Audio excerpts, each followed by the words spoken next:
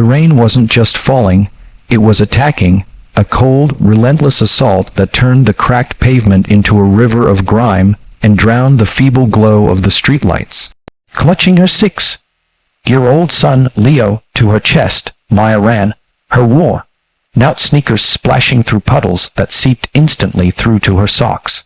The bus had never come. Her second-hand stroller had finally given up the ghost 2 blocks ago, and now the ancient, wheezing heater in their one-room apartment felt like a distant, impossible dream. Leo, bundled in a threadbare jacket 2 sizes too big, shivered violently against her, his small teeth chattering like tiny castanets of despair. "It's okay, baby, we're almost home," she whispered, the lie tasting like ash in her mouth. Home, a damp room with a leaking ceiling, and an eviction notice tucked under a magnet on the fridge. In that moment, soaked to the bone and utterly broken, the fierce mantra that had sustained her for years, "I'll raise him alone," felt less like a declaration of strength and more like a life sentence of solitary despair. The one-room apartment offered no reprieve. The leak in the corner had started again, a steady plink, plink, plink into a battered saucepan. Maya peeled the wet clothes off Leo, her heart cracking as she rubbed his pale, cold skin with a rough towel until it turned pink. He didn't complain. He never did. His quiet acceptance was somehow more heartbreaking than any tantrum. "Will the power go out, Mama?" he asked, his voice small, his eyes fixed on the single light bulb swinging gently from a wire. "No, baby, not tonight," she said, praying she was right. The final disconnect notice was due in 3 days. She had already sold everything of value, including the laptop that held her freelance graphic design portfolio. The job market had been brutal, and child care for Leo, who had severe asthma, was a luxury as fantastical as a trip to the moon. The next day was Saturday. Maya's only goal was to get Leo to the community health clinic for his checkup. The walk was long, but the sun was out, a meek apology for the previous night's storm. Leo held her hand, his small fingers trustingly wrapped around hers, pointing out interesting cracks in the sidewalk and a particularly plump pigeon. They were crossing the plaza of a gleaming skyscraper, a monument of steel and glass that seemed to belong to a different planet, when Leo's breathing hitched. It was a sound Maya knew too well, a thin, reedy whistle that tightened like a vice around her lungs. "Sweetie, your inhaler," she said, her voice calm but her hands beginning to shake. She frantically dug through the worn canvas bag. Diapers, wipes, a half-eaten bag of crackers, no inhaler. She'd forgotten to replace the empty one. Panic, cold and sharp, lanced through her. Leo's wheezing grew louder, more desperate. His small chest heaved. People in sharp business suits flowed around them, a river of indifference. Maya sank to her knees, holding him, tears of sheer terror mingling with the sweat on her brow. She was failing him utterly. "Ma'am, can I help?" A voice, deep and calm, cut through her panic. She looked up through a blur of tears to see a man in an impeccably tailored coat crouching beside her. He wasn't looking at her with pity or annoyance, but with focused concern. "My son, his asthma, I forgot his inhaler," she choked out. He didn't hesitate. He spoke into his phone, his words clipped and efficient. "James, we have a pediatric asthma emergency in the main plaza. Get the medical kit from the executive suite, now." Within 60 seconds, a security guard was sprinting across the marble with a large red kit. The man, with surprisingly gentle hands, located the emergency inhaler and spacer, coaching Leo through the puffs with a soothing authority. "Just like that, champ. Big, slow breaths. You're doing great." As the medication worked its magic and Leo's breathing eased into a soft, regular rhythm, the world rushed back in. Maya looked at the stranger, her savior, truly seeing him for the first time. He had kind eyes, etched with the faint lines of stress and perhaps a past sadness of his own. "Thank you," she whispered, the words utterly inadequate. "I don't know how to thank you." "It's nothing," he said, his voice softening. Anyone would have done the same, but they both knew that wasn't true. The river of suits had proven that. He insisted on buying them lunch at the building's lavish cafeteria. Over grilled cheese for Leo and a coffee she couldn't afford to refuse. He asked her name. His was Elias Thorne. She knew the name, of course. Thorne Industries, the CEO, the man whose helicopter sometimes landed on the roof of this very building. He asked careful, respectful questions, and something in his non-judge, mental presence loosened the tight knot of pride in her chest.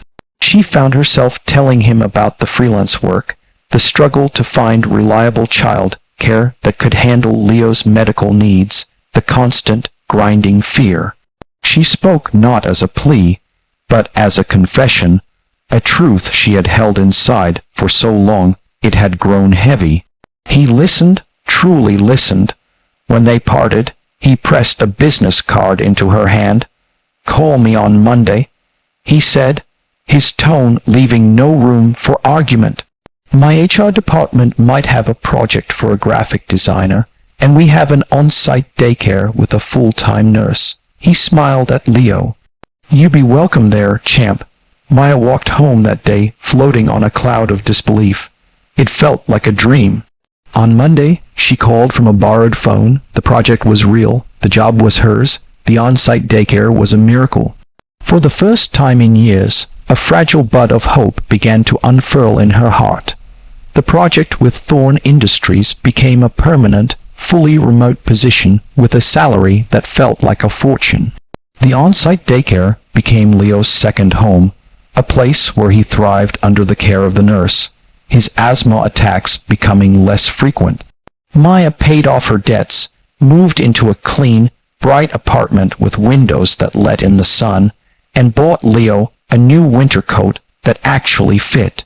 She never saw Elias Thorne again after that day in the plaza. She sent a formal thank you note and a drawing Leo had made for him, a stick figure of a man next to a very large, lopsided building with a helicopter on top. She heard nothing back, which she expected. He was a CEO. He had undoubtedly forgotten all about them. But she never forgot his kindness. It became a part of her, a lesson in the transformative power of a single act of compassion. She began to pay it forward in small ways she could now afford, buying groceries for the elderly woman downstairs, donating Leo's outgrown clothes to the shelter, always carrying an extra asthma inhaler to give away if she ever saw someone in need. 2 years passed. Maya was leading a major rebranding project for Thorne Industries, her talent finally recognized and valued. She was working late one evening, Leo asleep on a cot in her home office when her phone buzzed. It was a number she didn't recognize. "Ms. Evans, this is James, Mr. Thorne's assistant." The voice was strained, urgent. "We need your help." Confused and alarmed, Maya listened. Elias Thorne was in the hospital after a sudden, severe cardiac event. The company was facing a critical, high-stakes merger. There was a presentation, a legacy project Elias himself had been spearheading. The files, the vision, it was all on his private server, and the access was tied to a biometric scan only he could provide. The board was in an uproar. The deal, and the future of the company Elias had built from the ground up, was in jeopardy. James had found her thank you note and Leo's drawing taped to the wall behind Elias's desk. He knew of her work, her integrity, her eye for design. "He spoke of you," James said quietly. "He said your perseverance was the most remarkable thing he'd ever seen. We have all the raw data, but we need someone who understands his vision. We need you to rebuild the presentation from scratch. We need you to save this." Without a second thought, Maya said yes. She called a neighbor to stay with Leo, and then she worked through the night and the next 2 days, fueled by coffee and a fierce, burning gratitude. She pored over Elias's old notes, studied his past projects, and channeled the man who had seen not a struggling charity case, but a capable human being worth a chance. She rebuilt his vision, slide by slide, infusing it with the clarity and heart she knew he would have wanted.